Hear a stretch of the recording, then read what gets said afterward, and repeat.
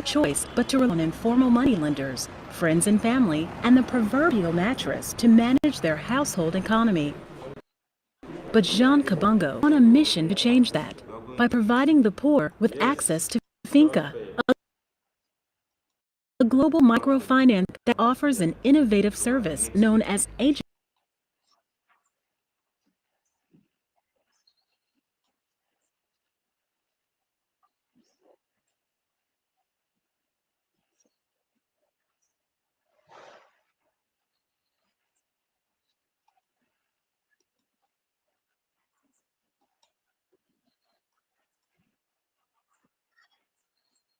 banking.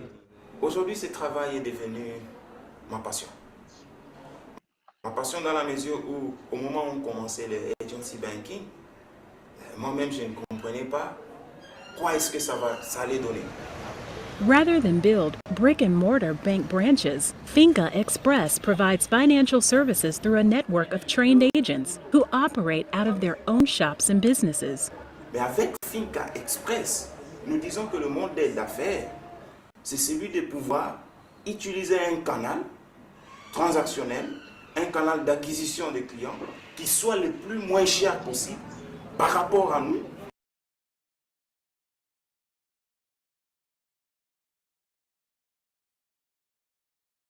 Must have a stable business in a stationary location with enough cash on hand to support banking services.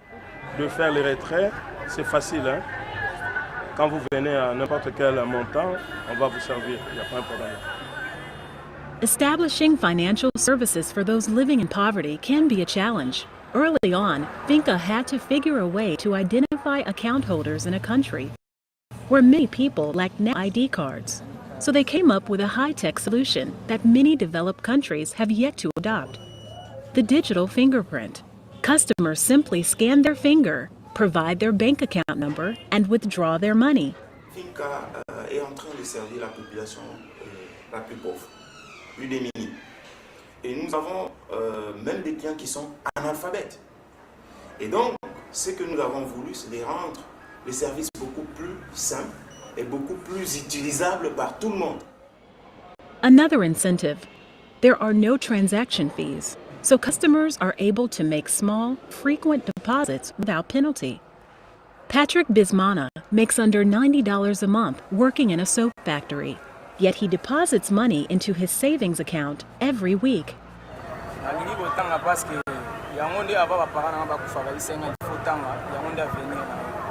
In Kinshasa, as in many places, the poor save money by forming groups and paying a common fund each month, then taking turns withdrawing big purchases. The practice is unregulated and can often lead to theft and conflict.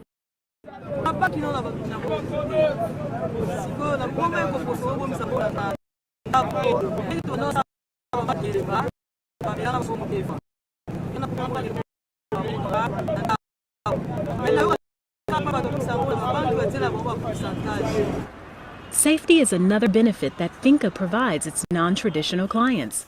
Having a Finca Express location nearby reduces the risk of theft.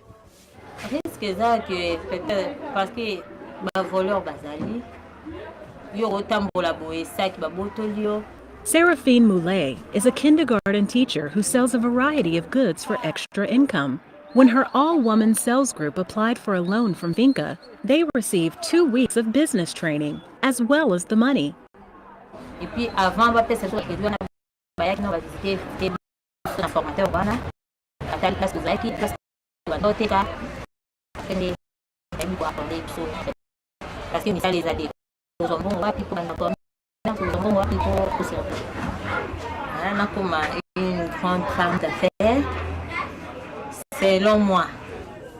Customers aren't the only ones whose lives are improving thanks to Finca Express.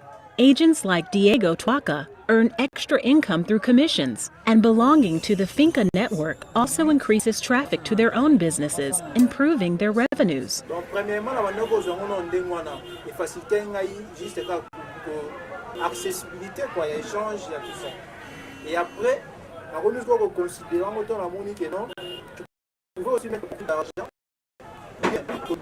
Disponibilité bien loin de l'évolution. C'est à ce moment-là, c'est pas plus en finca. Agents earn a percentage on the volume of transactions made per month, so attracting more customers is essential for Finca sustainability. Et donc, au moment où nous commencions les Finca Express, Finca n'avait que 70 000 à 80 000 clients. Mais aujourd'hui, en termes de ceux qui ont l'épargne, qui ont des comptes d'épargne avec Finca, nous en comptons plus de 150 000. Every week, Finca holds marketing drives across Kinshasa to get the word out. Each event yields about 50 to 100 new customers. Most have never used a bank before. At age 54, Eliza Bakutima opened her first ever bank account with only $1. She is hoping to save enough to buy a piece of land someday. Po liboso ezalaki bato oyo bazalaki na mbongo moto banda kokende kaka na banki sikoyo ezali nde tosepeli makasi mpenza mpo ndenge baza kosunga biso toza na mosolo ya moke totiakaka mwa moke wana kaka yango wana mpe kaka tokobikela mpe wana kaka. With a business model that's sensitive to the needs of the poor, Finca is providing financial services that can improve lives. Il n'avait aucun espoir sur son avenir.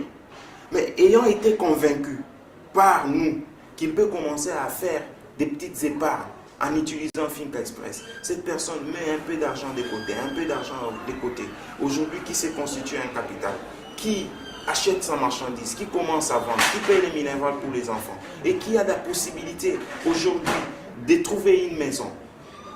Je crois que c'est grand.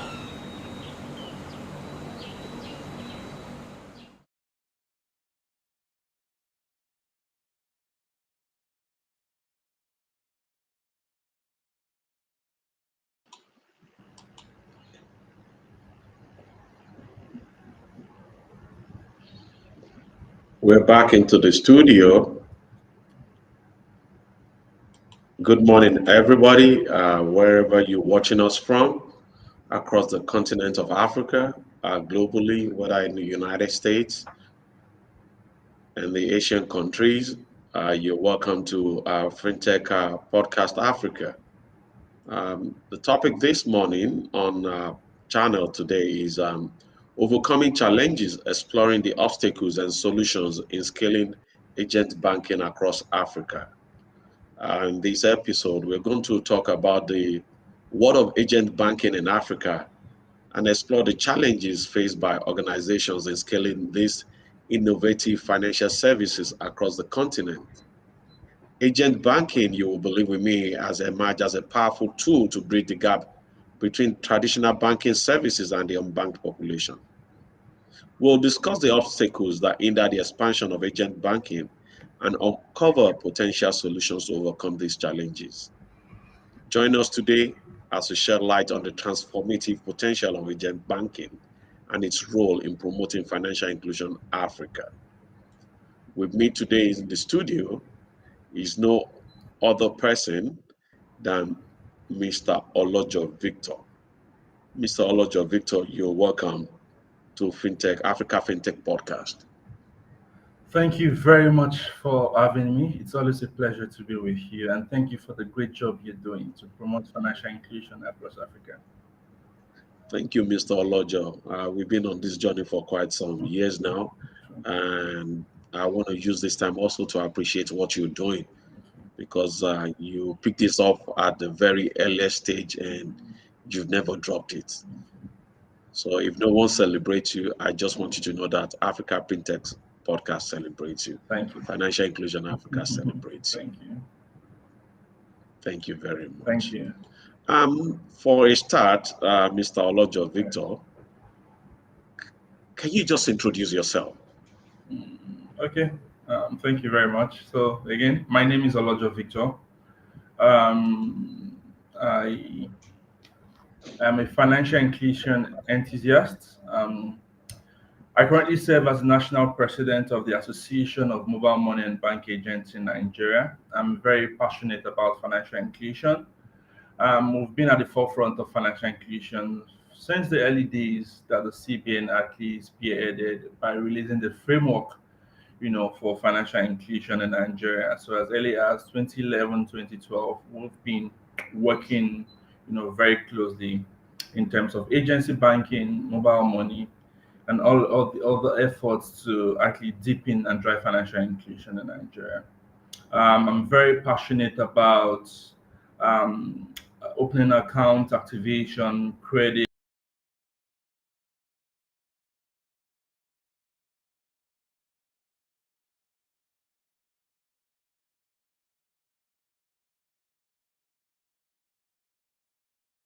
It's know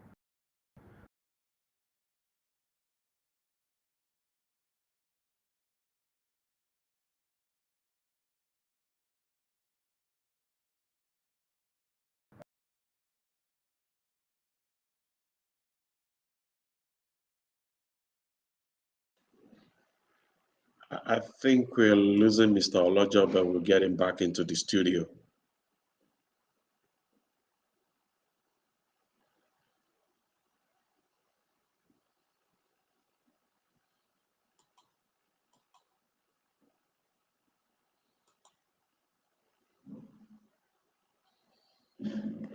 We're sorry for the technology challenge. We'll get Mr. Olojo back into the studio soon.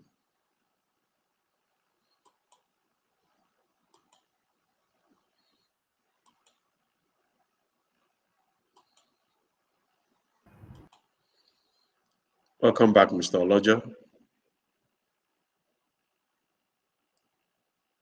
Hello. Can you hear us, Mr. Olojo? We just want to be sure you're back into the studio with us. We can't hear you, Mr. Olojo.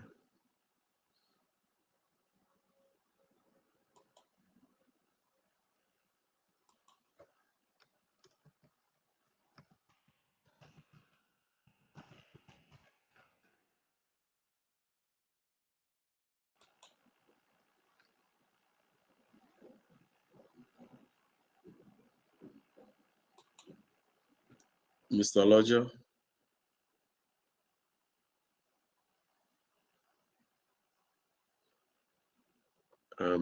Let's hold on for this interlude.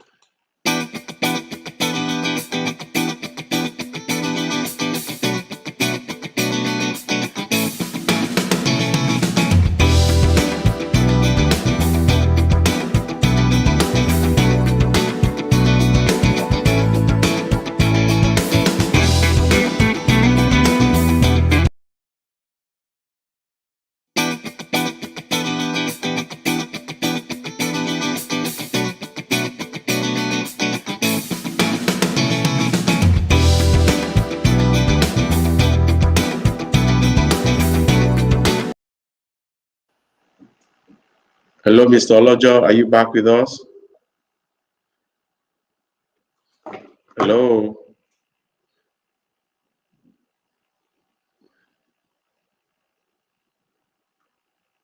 We seem to be having a hard time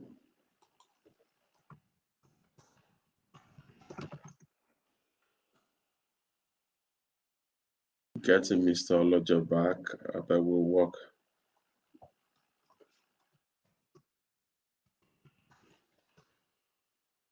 on it.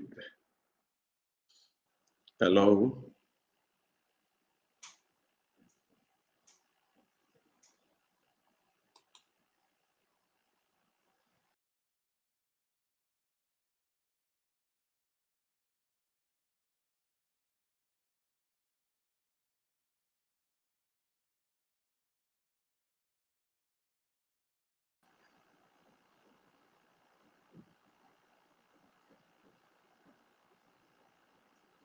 Hello, Mr. Olojo, can you hear us now?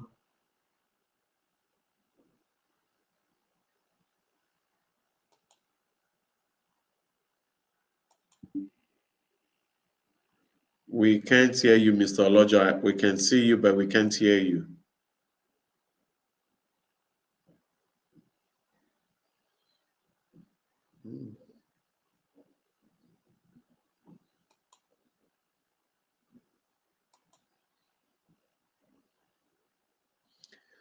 Okay, we'll take a short break and we will get back again. Thank you everyone for holding on.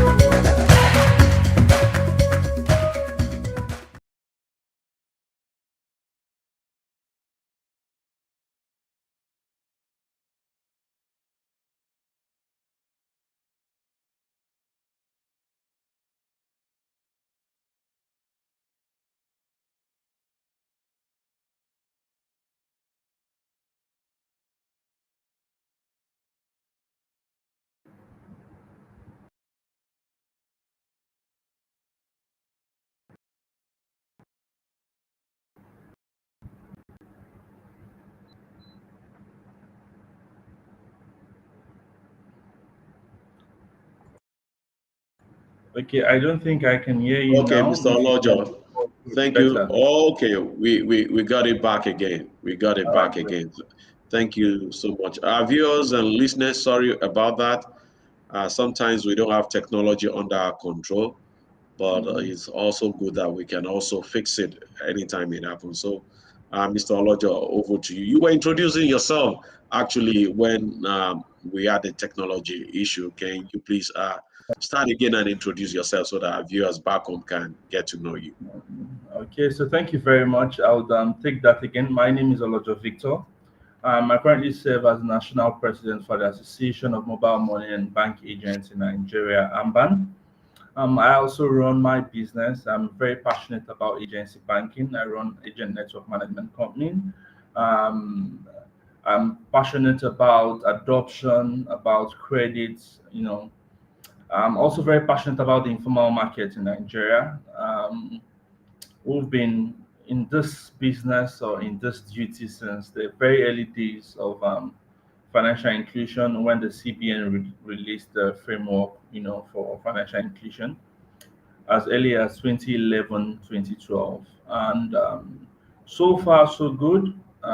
Again, thank you very much for bringing me on your show. Thank you very much, Mr. Victor Olojo. You've really done so well in the industry right from inception in Nigeria. And we appreciate you and we celebrate you. Thank you for all you've been doing. The first question I'm going to throw to you is this. We're talking about agent banking across Africa. Can you please provide an overview of agent banking and explain why it has gained prominence in Africa as a financial inclusion strategy? Thank you very much.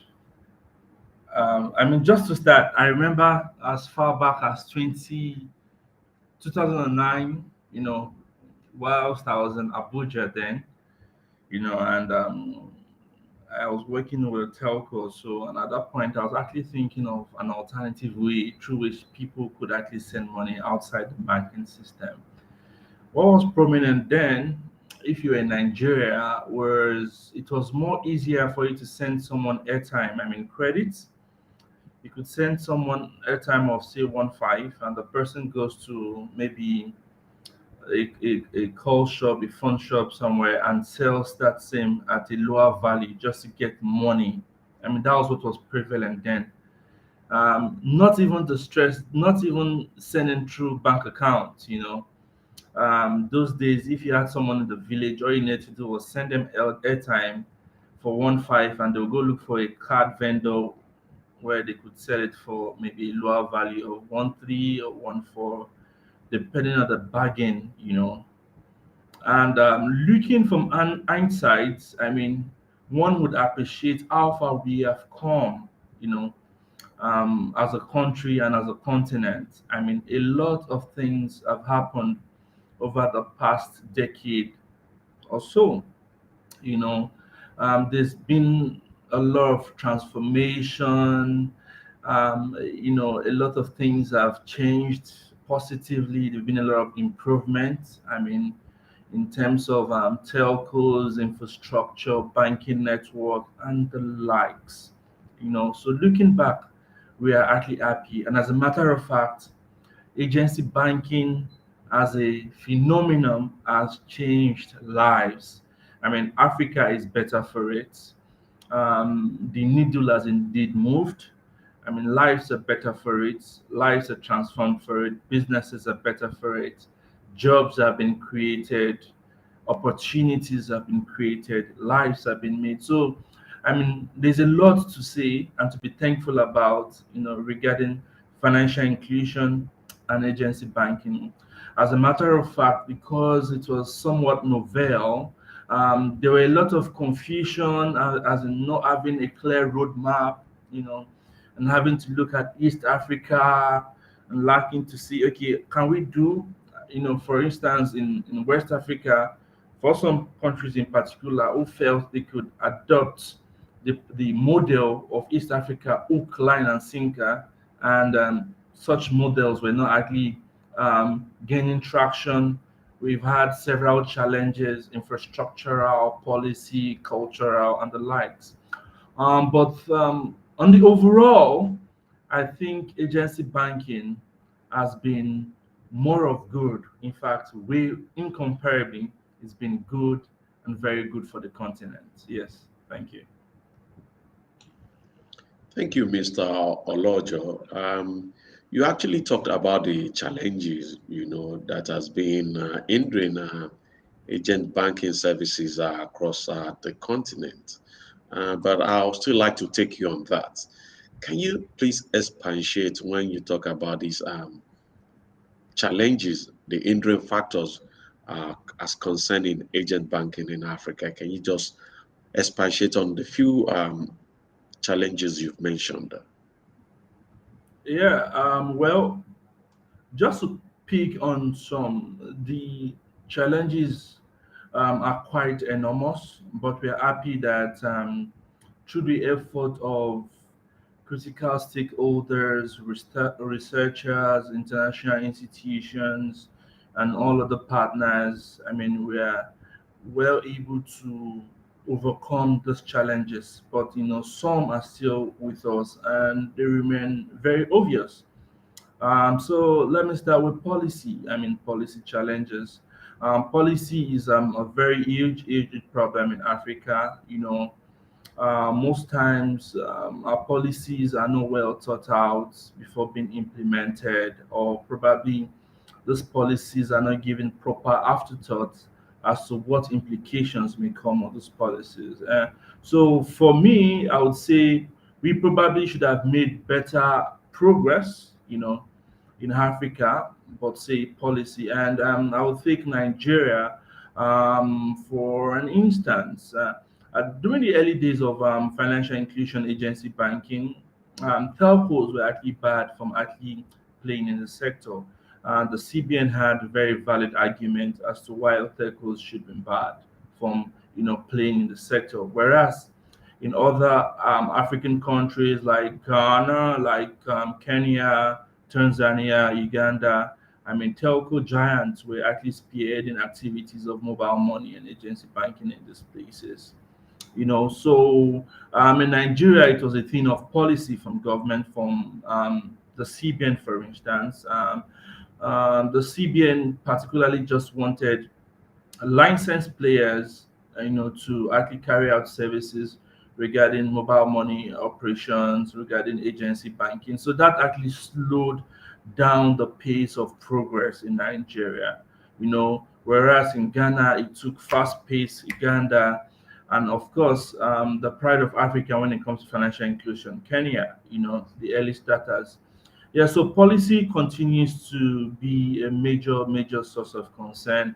It continues to be a major kind of problem for us to actually advance, and there are several facets to it. And because agency banking is also multifaceted, the CBN, for instance, when it comes to agency banking, have more players to deal with. For instance, you know, for core banking, the banks are actually answerable to the CBN. But when it comes to agency banking, we have quite a number of players, intermediaries. Are you talking about technology, agent management companies, and the likes, or government at several levels who may come up with policies that may counteract the policies that is coming from the center and all of this. So all of these factors actually mitigated. Another issue I would like to talk about would be infrastructure.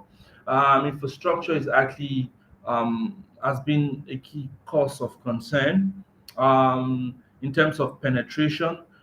Don't forget that again, the backbone on which agency banking would rely on or run on is still IT, information technology. So we need the telcos, we need the software, we need the banks, and all of those things. So, and if we don't have this infrastructure in place, it would actually hamper growth. It will actually hinder progress. Um, but for the case of Nigeria, I mean, Nigeria has progressed very well in terms of telecom penetration and infrastructure. We're actually the fastest in Africa and the third in the world. With that being said, I mean, several other factors beyond telco. I mean, we need power, and the right, resources in place, right kind of equipment to power some of this technology. For instance, it depends on the technology an agency banking or platform or the POS terminal is running on. Some would run on 2G, some 3G and likes. And in many of these places around the country, you don't have this much or this strong network in some of these places. Yeah, so all of these and more. I mean, not talking about the personnel in terms of knowledge gap and all. So the challenges are quite enormous, but the thing is, we've been able to make very substantial progress on it. Yeah, thank you. Thank you very much, Mr. Olojo. You actually spoke about the challenges that faces um, agent banking sector in Africa, especially from the regulatory point of view. Then you mentioned also the technological challenges. But let me take you on this. I'll still like you to pick one or two regulatory or policy issues that agent banks have. And then from there, from a technological standpoint, what infrastructure requirements are necessary for successful agent banking implementation? And how do these pose challenges in certain regions of Africa? So looking at it from technological and looking at it from the regulatory point of view, can you just shed more light on that? Yeah, well, I'll just speak to interoperability to start with. For instance, data is very important, data sharing. KYC is also important when it comes to agency banking. So speaking from the aspect of KYC, is actually very critical. It's been a source of challenge. Identity management is part of the core challenges we have in Africa in terms of centralized identity system, management system. To open an account, it's a global practice for such accounts to be tied to proper, KYC requirements. And many of our poor or low income earners, have actually not gotten the required KYC or IDs, for instance, needed. And aside that, verification of these IDs requires, a lot of interoperability. And for a case of Nigeria, for instance, where if my national ID for find this ID, I need to be able to also plug into the database of the National Identity Management System, NIMSI. So some of these things actually are source of concerns. The other aspects I'd also like to talk about would be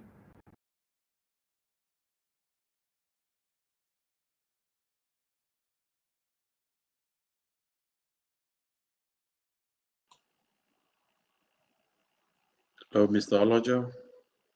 issues around data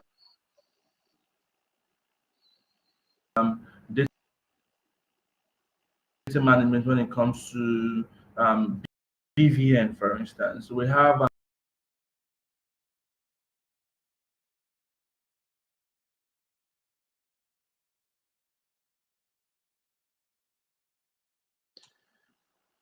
We're losing your audio again, Mr. Olojo.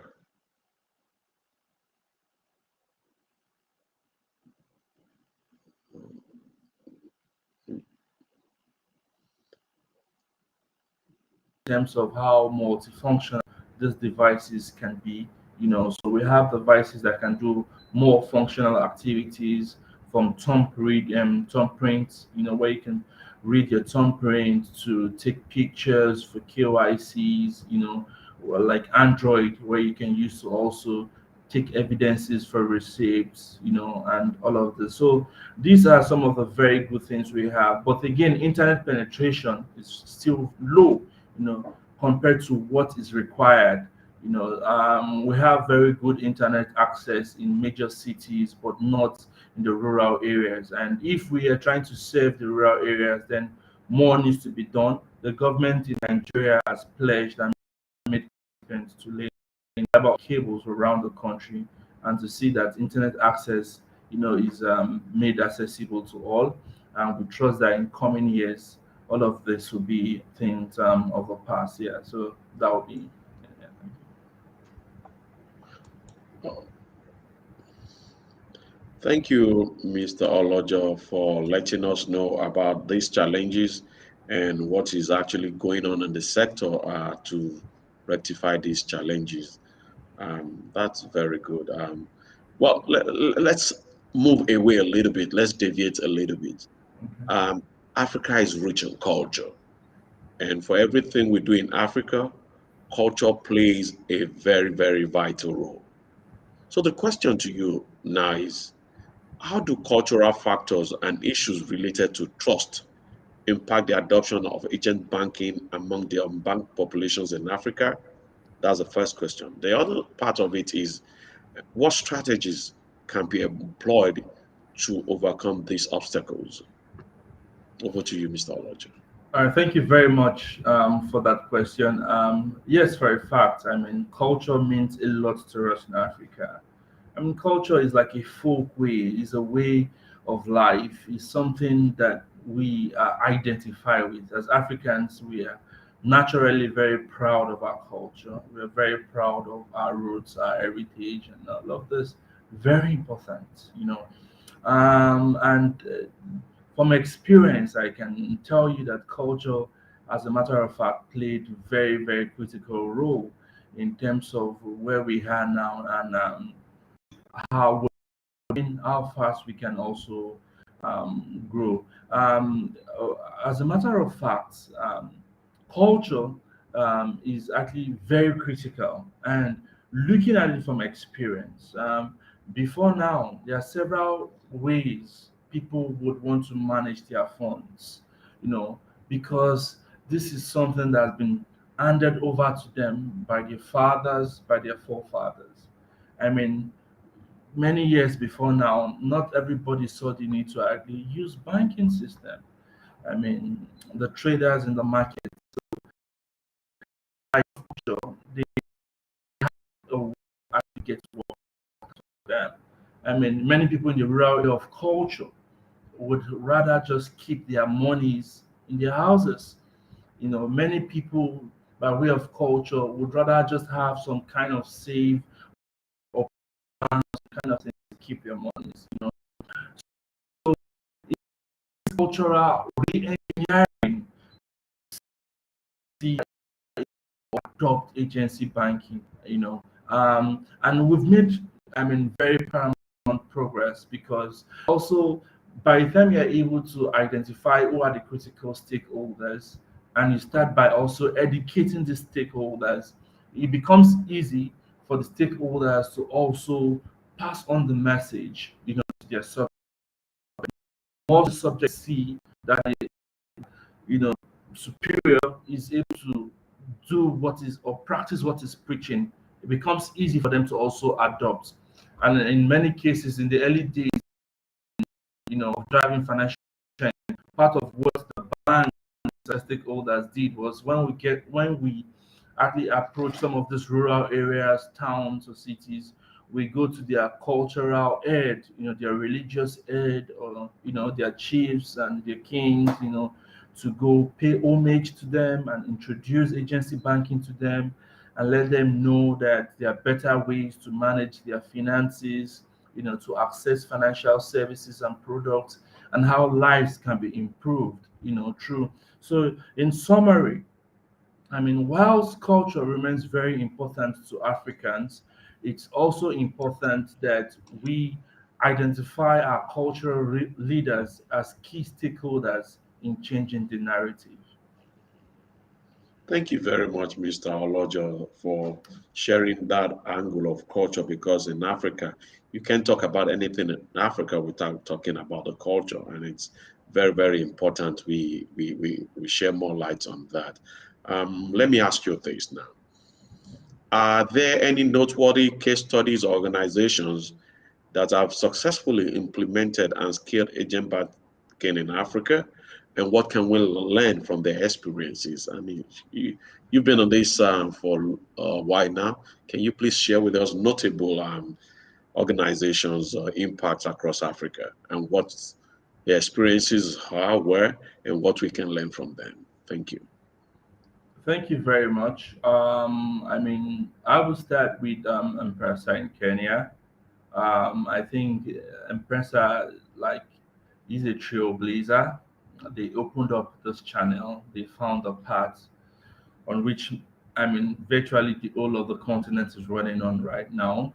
M-Pesa has done very well for Africa, and they've given us the result, and they've shown to us that it's possible for Africans, be you a farmer in the interland, be you you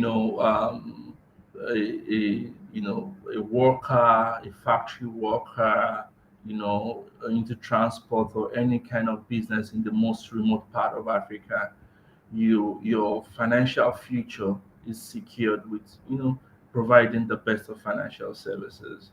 And we're happy that beyond just the basics of receiving cash, M-Pesa has also been able to embed several other products. So we have life-changing products like power being sold through mobile, water, health insurance, and the likes. And these are things we're very proud about. So it's a good one. And I would like to also take another company in Nigeria as a case study. We have Nigerian companies are in fact very dogged, solid, and strong, despite the challenging landscape in terms of business. Quite a number of them have been able to blaze through.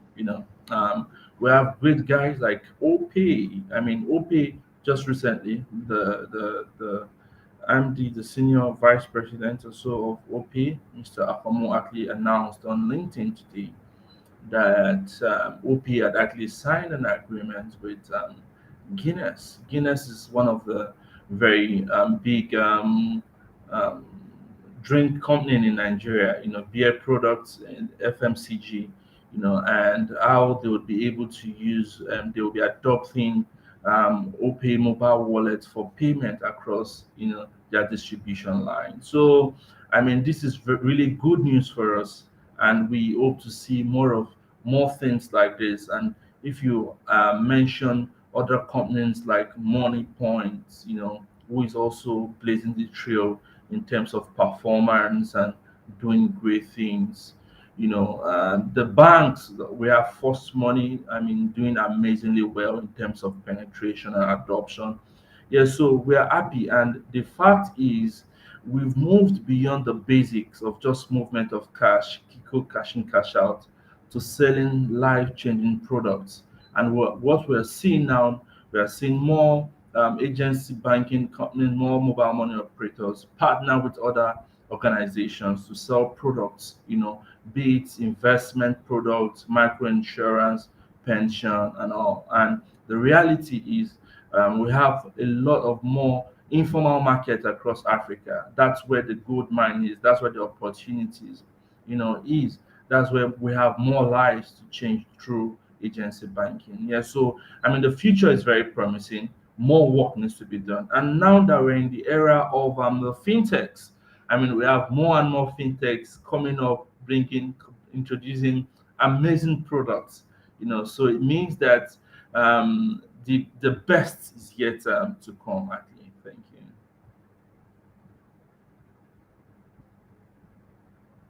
Thank you very much. The best is yet to come. I love that. So let's keep open, let's keep working.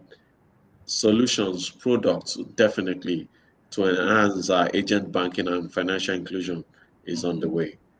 Kudos to everybody involved in this and the organizations you mentioned. Let me ask you this direct question, Mr. Victor Olojo. In Yeah. your opinion, what potential solutions or strategies can organizations employ to overcome the challenges faced in scaling agent banking across Africa? Yeah, thank you very much. I think that's a very important question because for me, with my experience, I've seen more companies who have started and those have seemingly just gone down, practically non-existent, than more companies who started and are thriving. So what that means is fewer companies are actually able to break through the glass ceiling and just get better at what they do, expand their market across Africa. You know, we've seen those who started well and I mean they just got strangulated along the way. It's tough. I mean, doing business in Africa, we also cannot rule out the fact that because of lack of infrastructure, inconsistent government policy, or counteractive policy or policy somersault sometimes is really stifling for businesses to exist. But I'd like to take a case study, and it's a case study of Nigeria. Um, Before now, it was almost a direct to it was almost a B2C. There was no room for like a middleman kind of, what we call the super aggregators or the super agents, or what we may also call the business development manager. So, what this means and how it has helped many companies to scale is that mobile money and agency banking operators necessarily don't need to go to the field to onboard agents. All they also need to do is just to have a model, that works and run on itself by providing a very good and encouraging reward system. And taking a case study of Money Points. I mean, before Money Points, we had several other companies who came in to the market but never took the agent network management through aggregatorship very seriously. The rewards were very inconsistent at some point. There were agreements and promissory notes, and they were reneged on. But Money Point took the issue of aggregatorship very serious. And what that means is very simple. It means that you necessarily don't need to recruit staff to go around the streets,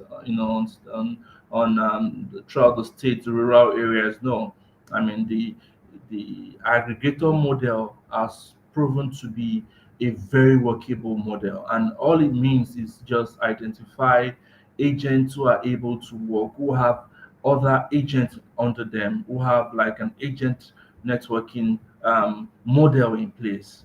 So for instance, if I have about 30, 40 agents who are performing very well, all I need to do is just enroll them under Money Point and ensure that I'm ready to support them, meet their needs, solve their problems, and ensure that they're working. And I get good commissions for that. And that's why we're also beginning to talk to the CBN in Nigeria to allow banks also enable banks to be that flexible. What we've realized is that the free fintechs are a lot more flexible compared to the banks. And that's why it's faster for them to gain speed, and make faster progress in terms of adoption and usage. So in terms of workable model, that's one I can tell you that works. So because the cost for overhead before now in the early days we had fintech companies, MMOs who had to hire in all the states, cost for overhead, salaries, and so many things compared to people who live in these localities, who would do the business very well because as the agents are transacting, they are also earning. Yeah, so that's a model that is tested and that's proven to be a very good working one. Thank you very much, Mr. Olojo. And thank you for sharing your light on that. But let me take you on this. You spoke about the rural areas, and the challenges. And let's talk a little bit about this. How can agent banking help address the issue of limited access to formal financial services in rural areas? And let us also talk about the specific challenges need to be overcome in these regions. I know you mentioned a little about it in your earliest deliveries, but let us talk more concisely on what can be done. Thank you, Mr. Olojo. Yes, please. I'd like you to take the first question again. It's like Okay, what I'm saying is, how can agent banking address the issue of access to formal financial services in rural areas? yes, yes, yes. Thank you very much. I think it's actually very important, and that would take us back to policies. I mean, our policies needs to be well thought out, and some of the things we're talking about is in Nigeria, for instance, and several other African countries. It's about time for us to move from brandishing the quantity to say we have this thousand number of access points across Africa. More Africans now have access. What is the quality of the service that that these people can access?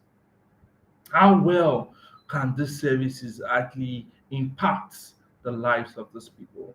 Remember that financial inclusion is also in tune with the sustainable development goals of the United Nations. So, I mean, whatever we are doing should also be in sync. I mean, we are talking about zero hunger, good health and well-being, quality education, decent work and economic growth, reduce inequality, and peace, justice, and strong institutions. So all of these factors are actually very important. And whatever policies we are doing, we must ensure that all of those things are incorporated in it, very critical. And that's why sometimes policies would actually help give the desired results that we need.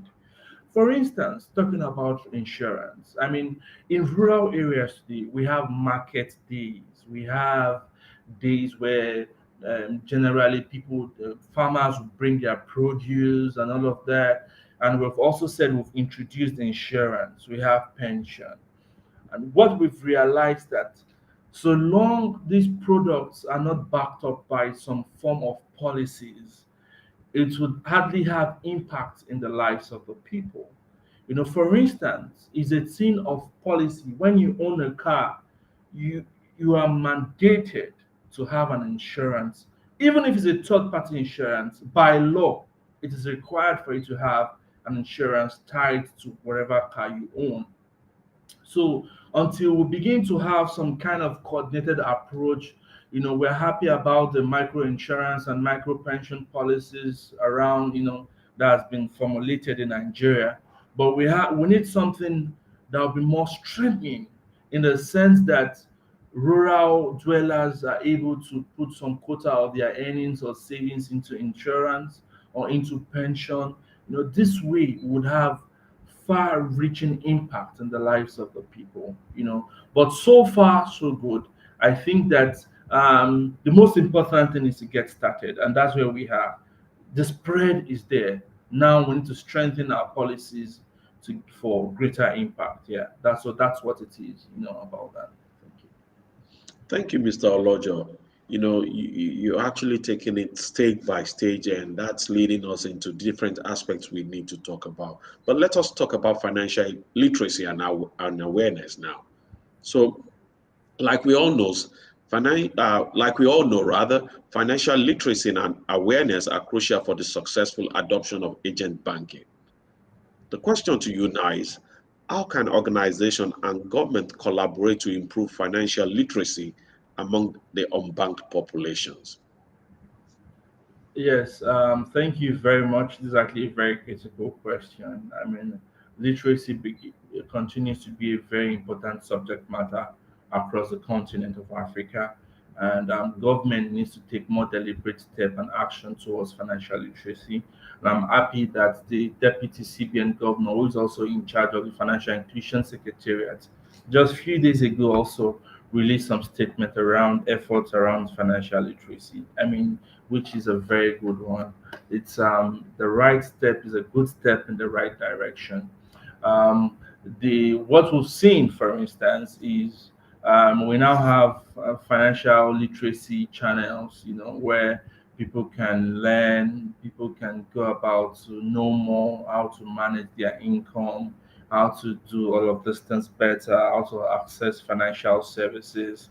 You know, but the reality again is an average African, especially a rural dweller, the most important thing is survival, right? So our policymakers need to find a way of merging when you're trying to make people know about something, or when you're trying to make them more learned about something.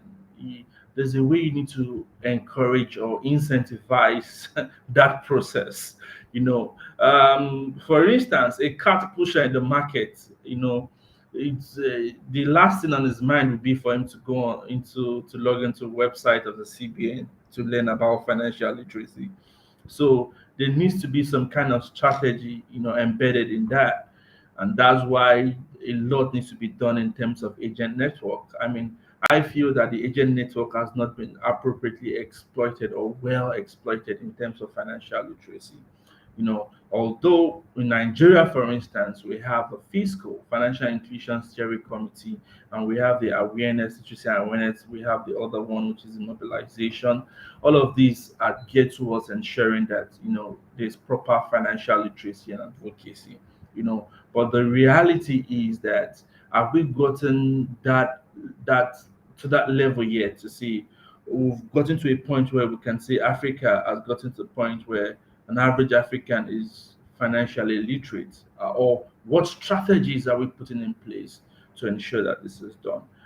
Again, so that goes back to the question: how well are our policy makers consulting? I mean, able to consult stakeholders to ensure that this is achieved.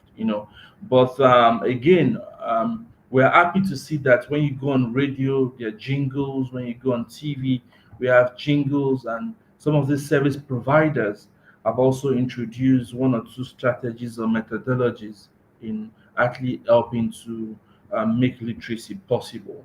Yes, so but more still needs to be done. More still needs to be done. For instance, many Africans don't know the benefits of microinsurance, don't know the benefit of micro pensions. I mean, these are some of the things that we need to also still go ahead and make, and I mean, it goes back to policy again. But we also need to identify core critical stakeholders, our religious bodies, cultural bodies, all of those settings where these platforms can be used to help drive financial literacy.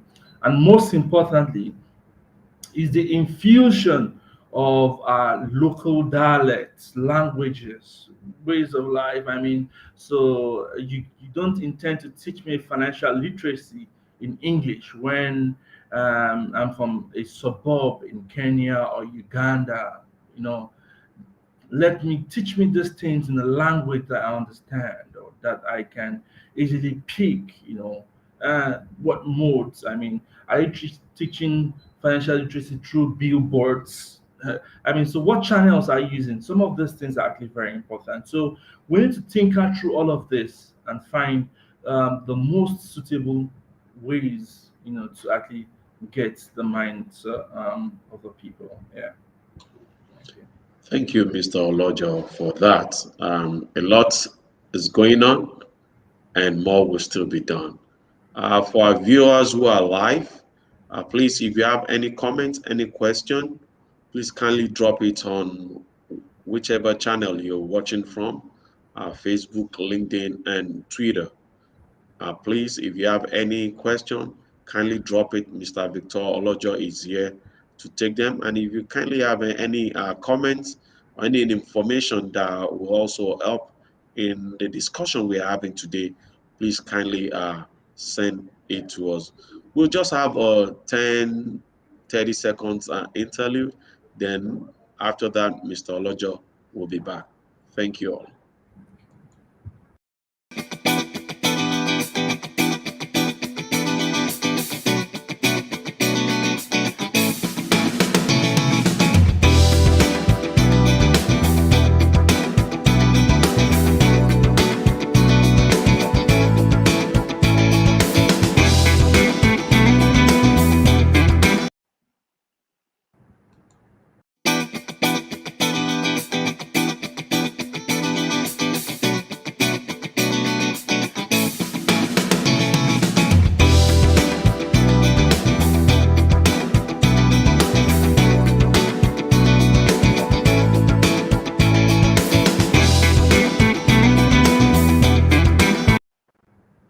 Uh, Thank you, Mr. Olojo. We're back to you. And thank you, our viewers who are watching live also. Thank you for taking your time out. Mr. Olojo, let's talk about the customers now and Okay. service. Um, what role can customer-centric design and user experience play in increasing the adoption and usage of agent banking services? And if you have any organization that has actually thought or possibly worked in this line, can you please share examples of such organizations with us? Yeah, thank you very much. I mean, product design is actually very, very, very, strategic and important when it comes to dealing with the last mile. Very important. And I mean, many of our operators need to understand the element of ensuring that they're able to infuse, you know, all of this in at the stage of their product design. Very important. Um, it takes me back to the early days of ATM machines in Nigeria, where what we had, was just one language, primarily English, instructing you on how to, go about your transaction at the point of the ATM. Eventually, I mean, we're happy that the banks were able to um, see the need for customer centric designs. So we had introduction of local languages. I mean, so when you approach the ATM today, I mean, you have an option of, carrying out your transaction in your most preferred languages. And I mean, we also hope that we'll begin to see more of that custom-centric designs in terms of agency banking. But we are also happy that we have, for instance, in Nigeria, we have Chase Bank. I mean, Chase Bank has been doing very well in terms of promoting agency banking or adopting the agents banking model in carrying out their services. And of course, you know that Jay's Bank is like an Islamic bank, and that goes a long way in attracting, those of that religious faith into actually doing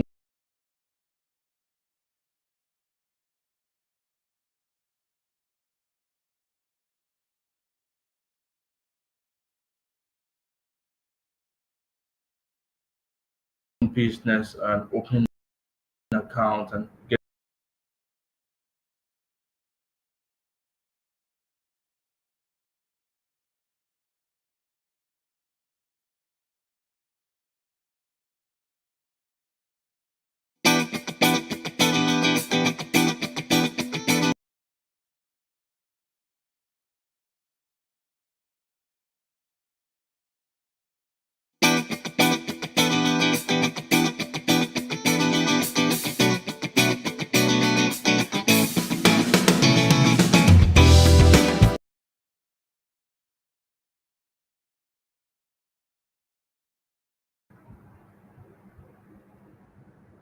Yes. Are we Mr. Olojo, are together? you back with us?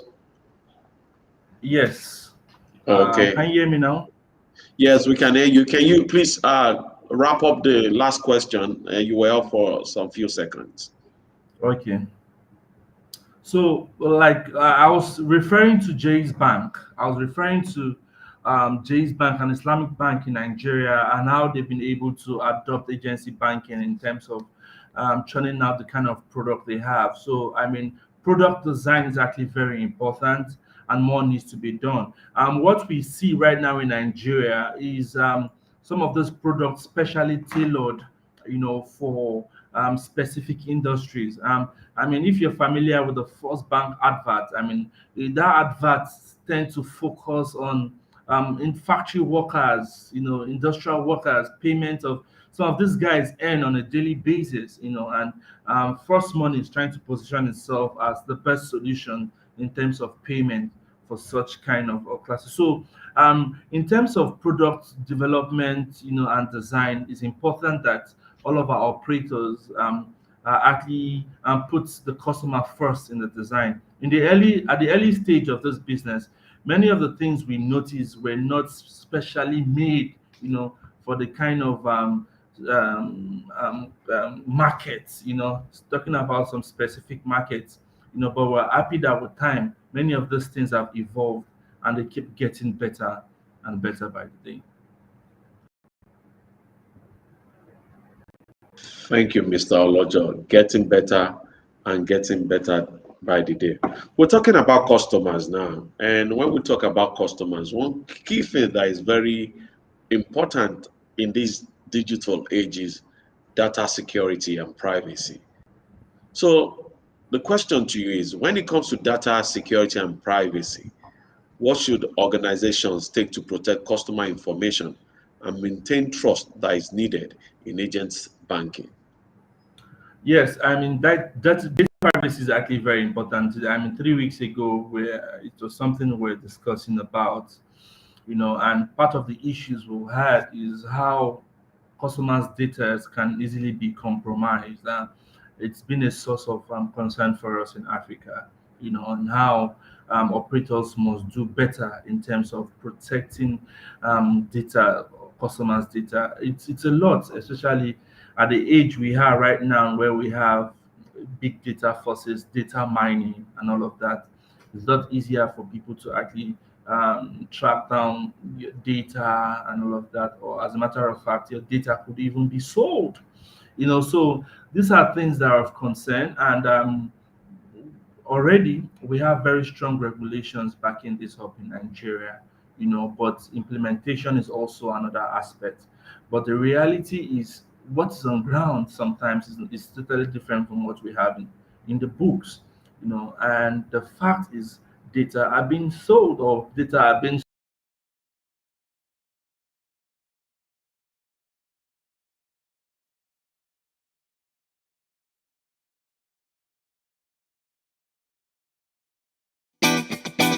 stolen in some way.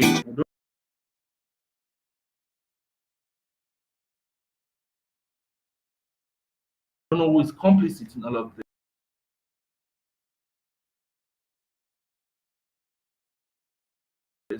But we've seen cases where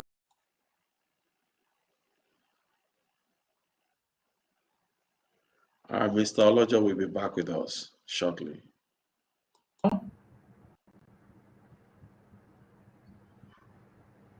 Hello, are no. you there, Mr. Olojo? Yeah, yes, I am. Yes, I am. Okay. Okay. Can Yeah, you repeat so your last three? Okay, go ahead. yeah, so what I was just saying in summary is that more needs to be done in terms of data protection. Now we've seen cases and situations where um, people are being called and they are being told their details. Scammers have access to these details, So there's a lot that needs to be done in terms of data protection and more commitment from operators to ensure that these data are not compromised or gets to the hands of the wrong persons. So more needs to be done in terms of commitment for data privacy. Very, very important. Thank you very much, Mr. Olojo. Irene Nduku from Kenya is asking you this question. He said, Victor, share more details on how to reach the common person with financial literacy and what are the channels obtainable? Yes, I mean, it's very straightforward. I mean, in answering that question, what comes to mind is what model has worked? What model has worked? And again, if there's some kind of incentives attached to it, I feel the agent network model is something that can be deployed. If there is something intentional, if it's an intentional approach from government or policymakers, financial literacy isn't something that you really achieve by just running an advert on TV or radio. I mean, there should be some metrics and yardsticks attached to this. And I feel that laying that on agent network can actually be fine. So if we have agents who can be well incentivized, and if there's a strategy as to how they can relay financial literacy in all of these localities, you'll be amazed at how much results we can get. I mean, majorly right now, the major avenue for literacy that I have seen so far has been mass media and also trying to embed it through technology. For instance, the CBN in Nigeria actually launched through NIBS and other players actually launched websites for financial literacy for agents, which is good. But we also need to look at those are the rural areas. How can those people also learn about these things? For instance, at the Association of Mobile Money and Bank Agents in Nigeria, in our rural areas, because of the coordinations among agents, I mean, we'll pick out specific dates where we go on financial literacy campaign. So when you have very intentional approach like that, yeah, more, I mean, it's more visible to get more tangible results. Yeah, thank you. I hope that answers your question, Irene. Thank you very much, Mr. Olojo. We've been speaking about customer in the last couple of minutes, but let me ask you this. I don't know if there are specific demographic groups or communities that face unique challenges in adopting agent banking. If we do, how can organizations ensure inclusivity and cater for the needs of this group? Please take that again. I'm asking, are there specific demographic groups or communities that face unique challenges in adopting agent banking? And how can organizations ensure inclusivity and cater to the needs of these groups? Yeah, absolutely. We have special needs people, very important. I mean, a major driving tool for financial inclusion is mobile phone. Yeah, so I mean, a lot more needs to be done in terms of developing products. I mean, and other technology that may be helpful for probably the blind. I mean, you need your fingers. In fact, for financial inclusion, for financial agency banking, it's possible you have a mobile phone and you're an amputee. I mean, just for instance. So am I at disadvantage because of that? So yes, what needs to be done is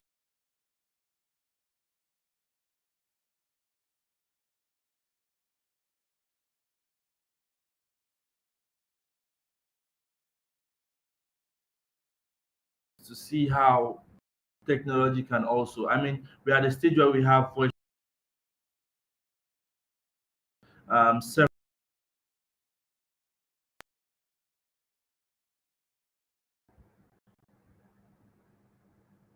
Hello. I hope I'm audible now. Sorry. You're still here. Okay. Yeah. So it's actually a very straightforward approach as to if we the kind of persons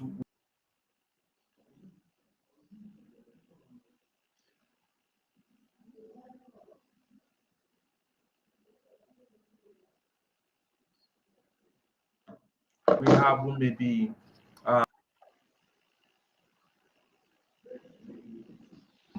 disenfranchised, if I may use that word.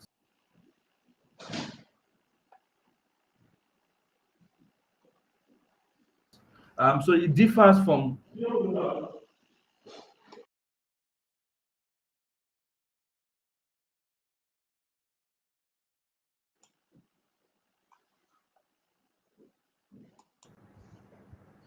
Hello, Mr. Olojo. Yes. Oh, okay, thank you very much. We'll soon round up. We just have a few things to touch on, and that will probably be it. Maybe in the next couple of minutes, then we'll be done. Um, Let me ask you this. How do you envision the future of agent banking in Africa, and what role will it play in promoting financial inclusion on a larger scale? Oh yes. I mean, agent banking is the next big thing. I mean, the traditional banks should get ready. It's a tsunami that has come already. This time is here. I mean, just recently in Nigeria, we've had several issues around policy from the CBN and the federal government. And what we've seen is we've had more Nigerians who have actually adopted fintech. They've adopted agency banking. I mean, yeah. So I mean, more Nigerians or more Africans would actually embrace agency banking in the nearest future. It is the big thing, in fact. I think that banks should begin to prepare to see how this can be um, very well integrated into their offerings, and more investments should be made.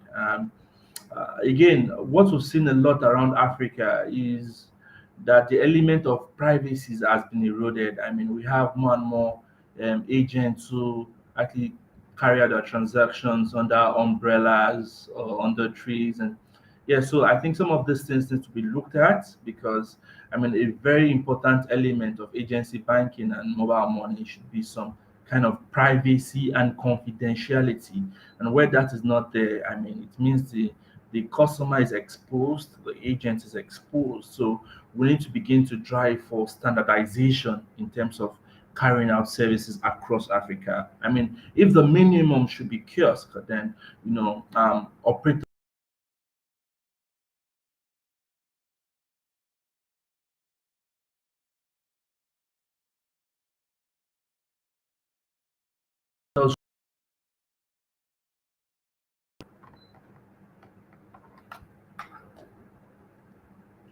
We lost you for a second there. We'll get you back into the studio, Mr. Olojo. Are you there, Mr. Olojo? Yes, I am. Thank you. Oh, okay. Okay, I mean, let me ask you this question. I really don't want to, but I don't know how it's going to sound. Um, what takeaways or lessons can we learn from the journey so far? Um, and is there anything else that you can share as regards the obstacles and solutions in scaling agent banking across Africa?